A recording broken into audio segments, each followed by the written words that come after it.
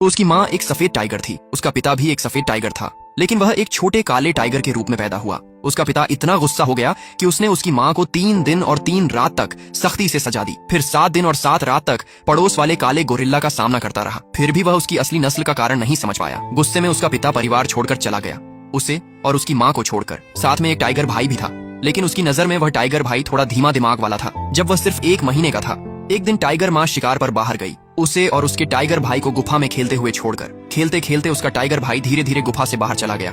उसे अंदाजा भी नहीं था कि उसी समय एक बड़ा भालू वहां से गुजर रहा था।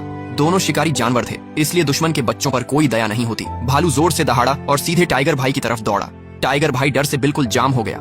आखिरी पल में उसने टाइगर भाई को खींचकर वापस गुफा के अंदर कर लिया। तभी टाइगर माँ भी समय पर वापस आ गई। दोनों किसी तरह बड़े खतरे से बच गए। अगर उसके पास टाइगर का शरीर न होता, लेकिन अंदर से इंसानी सोच न होती, तो शायद वह इस खतरनाक जंगल में बहुत पहले ही खत्म हो जाता। इस वजह से वह खुद को बचाने की ताकत पाना चाहता था। जब खाने का समय आया, टाइगर माँ उनके सामने लेट गई और अपना पेट दिखाया। शुरुआत में वह झिझक रहा था, लेकिन जैसे ही गर्म दूध उसके मुंह और पेट में गया, उसके पूरे शरीर में गर्माहट फैल गई।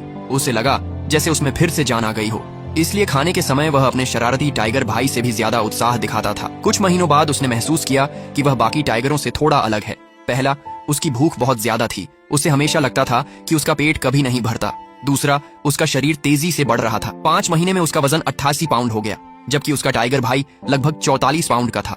अब उन्हें मांस खाना शुरू करना था। जब उसने पहली बार जंगली सुअर का मांस चखा, तो उसके पेट में फिर से तेज गर्माहट महसूस हुई, जो धीरे धीरे पूरे शरीर में फैल गई। ऐसा लगा जैसे मांस खाने से उसकी ताकत बढ़ रही है। 1 महीने बाद वे 6 महीने के हो गए। टाइगर माँ उन्हें शिकार करना सिखाने लगी। अचानक टाइगर माँ की नजर बहुत तेज और ठंडी हो गई, जैसे उसे शिकार दिख गया हो। सामने घास चरते हुए हिरणों का झुंड था। हर कुछ मिनट में कोई न कोई हिरण सिर उठाकर आसपास देख रहा था।